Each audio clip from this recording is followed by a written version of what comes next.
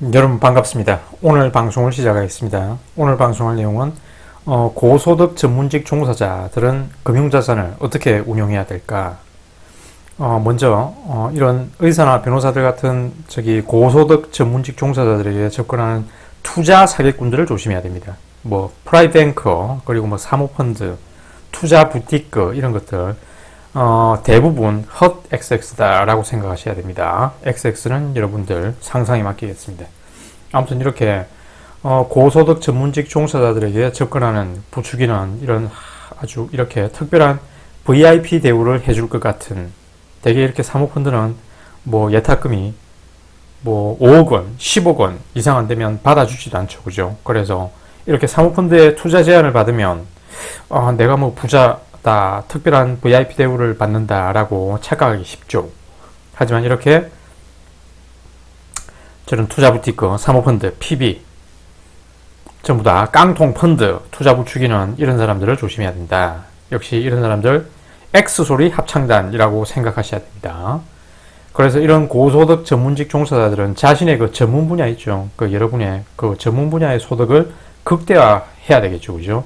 여러분들의 그 전문 분야의 소득은 상한이 없습니다. 상한이. 그죠?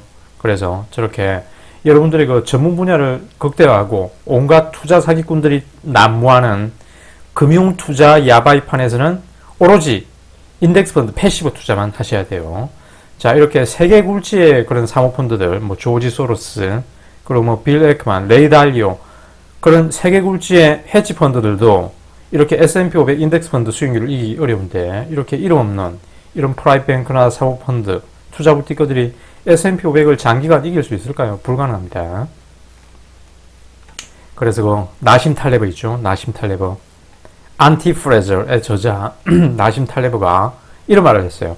자, 치과의사는 다음 생에서도 치과의사로 큰 부를 축적할 수 있습니다. 하지만 금융투자 전문가는 다음 생에 이 사람이 금융투자 전문가가 된다고 하더라도 이전 생에서 취득한 부를 결코 취득할 수 있을지는 의문이다. 왜냐? 금융투자 수익률이라는 것은 자신의 능력은 지극히 작은 부분에 미치고 대부분은 운에 좌우되거든요.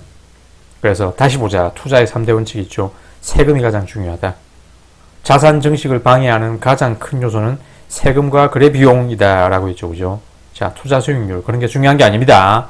이런 사람들이 추천하는 PB, 사모펀드, 부티크 종사자 이런 사람들이 추천하는 펀드의 투자 수익률이 중요한 게 아니에요.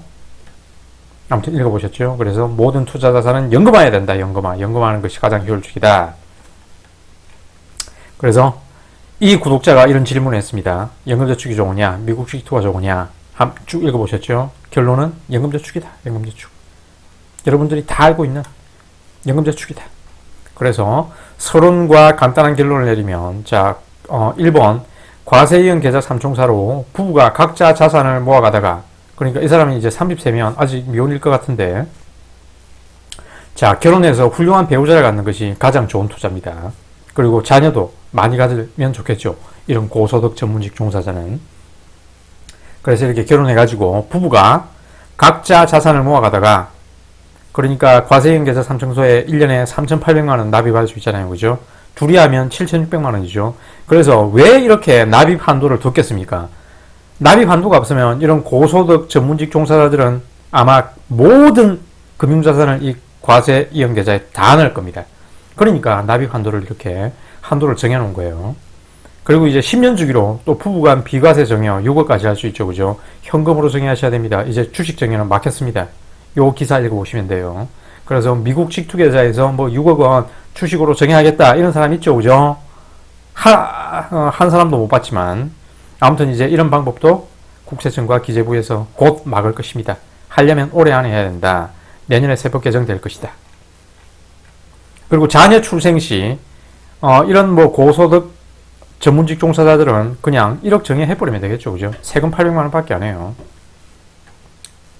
미성년자 시절에 1억 정해버리고 세금 800만원 내고, 자, 1억 정의하고 세금 800만원 냈더라도 이 세금 손실은 1년이면 인덱스 펀드 운용하면 곧 회복됩니다. 수익으로 회복됩니다. 성년이 되면 또 5천 공제 받고 또 1억 정해버리고, 그리고 자녀 정여는 조부모님이 생존해 있다면, 자, 여러분이 부모님이 생존해 있다면 조부모에게서 손자녀에게로 정의하면 더더욱 좋다. 자, 직계 존비속 간 정여인이 정여공제는 똑같습니다. 그래서 피상속인의 상속세 과세 표준을 사망시까지 최대한 낮춰야 돼요. 대개 남자가 먼저 사망하고 여자가 한 10년 정도 더 오래 사니까 남편이 아내에게 최대한 정여를 많이 해야 됩니다. 그러면 이렇게 생전에 자녀에게 미리 정여했다가 나중에 자녀가 모른 척하면 어떡하냐, 불효자식 되면 어떡하냐, 또 이런 걱정하는 사람도 있죠. 그래서 예전에 했던 말이지만, 자, 맹자가 한 말입니다. 항산에서 항심이 생기는 법입니다. 그래서 재물이 풍족해야 인간은 지식을 연마하고 예술과 사상을 꽃피우고 궁극적으로는 공명의 도를 깨우치게 된다. 그러니까 즉 효자가 된다는 얘기입니다. 그리고 이런 사람들은 또 평생 일을 할 수 있잖아요. 그죠? 건강이 허락되는 한. 그러니까 소득이 계속 발생하는 동안 연금 개시를 최대한 늦추면 되겠죠. 굳이 소득이 충분한데 연금 개시를 할 필요가 없겠죠. 세금 내면서.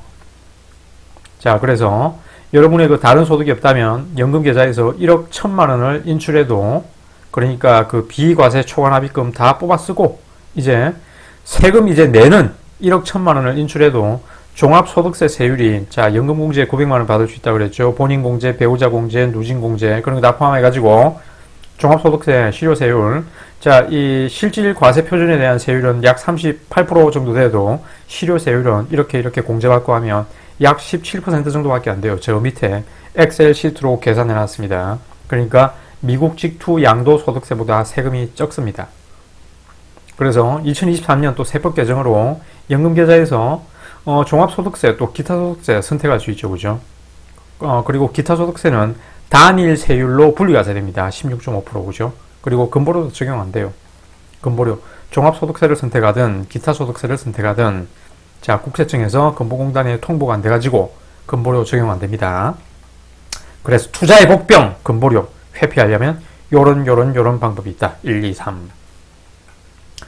자, 이게 작년인가 2022년인가 그 감사원에서 사적연금에도 근보료 부과해라, 사적연금을 이렇게 많이 수령하는데도 왜 자녀의 피부양자로 등재되어 있냐. 자, 이 사람은 2019년에 1억 5,300만 원이나 사적연금을 수령했는데도 근보료를 안 내요. 자녀한테 피부양자로 등재되어 있었나 봐요. 한번 읽어보시면 됩니다. 기사 들어가서. 그런데 이제 미국 직투 양도소득세도 지금 현재는 근보료 부과 안 되지만 앞으로 금융투자소득세가 도입되면 부과될 수도 있다 그랬죠. 그죠? 이 조세재정연구원에서 이런 용역을 연구했습니다. 그죠?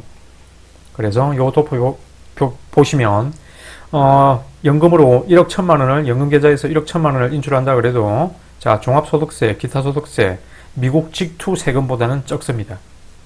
자, 요 계산식의 근거는 저 밑에 본문 보시면 됩니다. 자, 이 사람이 25년을 투자한다 그랬잖아요. 그죠? 그래서 최종 자산이 CAGR 10%로 운용했을 때 1억 1천만 원이 되려면 원금은 약 1천만 원 정도, 그리고 기본공제 250만 원 받고 과세 표준은 9,700만 원, 국세만 20% 곱하면 세금이 1,900만 원이네요. 그래서 실효세율은 약 18%다. 하지만 연금계좌에서 종합소득세를 선택하든 기타소득세를 선택하든 양도세보다는 세금이 적다라는 얘기입니다. 그리고 자, 연금계좌가 세액공제 효과도 있고 과세 이연 효과도 있지만 장기적으로 볼 때는 과세 이연 효과가 훨씬 크다 그랬죠. 그래서 돌려받는 세금이 없더라도 최대한 연금계좌에 돈을 많이 넣으셔야 돼요. 자, 투자 커뮤니티 같은 데서 뭐 세액공제만큼만 납입해라 라는 거 다 헛소리라고 생각하시면 됩니다. 소득이 적을수록 오히려 연금계좌에 최대한 많이 납입을 해야 됩니다. 그죠? 그래야 비과세, 초과납입금을 최대한 많이 인출할 수 있잖아요. 그죠? 연금계좌가 좋은 거는 원금과 수익을 분리 인출할 수 있다는 겁니다. 과세가 안 되는 원금을 이렇게 분리 인출할 수 있다는 거예요. 하지만 일반 계좌에서는 매도하는 순간 원금과 수익이 섞여 있겠죠. 바로 세금입니다. 자, 일반 계좌에서는 매도하면 바로 세금 확정입니다. 부동산 매도 시에도 양도 차익이 발생하면 바로 세금 확정이에요. 그죠? 그래서 어떤 사정으로 여러분이 돈이 필요해요. 봄바람에 헛바람이 들어가지고 2억을 매도해가지고 메르세데스를 사야 되겠다. 그래서 연금계좌에서 2억 매도하고, 자, 25년 투자한다 그랬죠. 대충 원금 5천에 수익이 1억 5천이라 그래 볼까요? 하지만 일단 매도하면 과세 내에서는, 계좌 내에서는, 연금계좌 내에서는 과세 이완됩니다. 그죠? 그리고 연금계좌 밖으로 인출한다 그래도 25년 투자니까 아까 그 사람은 비과세 초과납입금이 약 16억이 있다 그랬잖아요. 그죠? 그래서 이 2억 원이 비과세 초과납입금이라면 연금계좌 밖으로 인출해도 비과세예요. 비과세. 이렇게 과세되지 않는 원금을 분리해서 인출할 수 있다라는 게 최고의 장점입니다.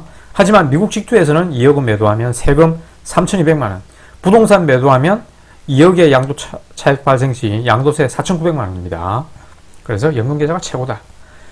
서론에서 이미 다 해버렸네요. 내용을. 나머지 이제 본론이나 이런 것들은 약간 뭐 디테일한 부연 설명이니까 여러분들이 블로그 가서 한번 읽어보시면 됩니다. 이상 오늘의 방송을 마치겠습니다. 시청해 주셔서 감사합니다.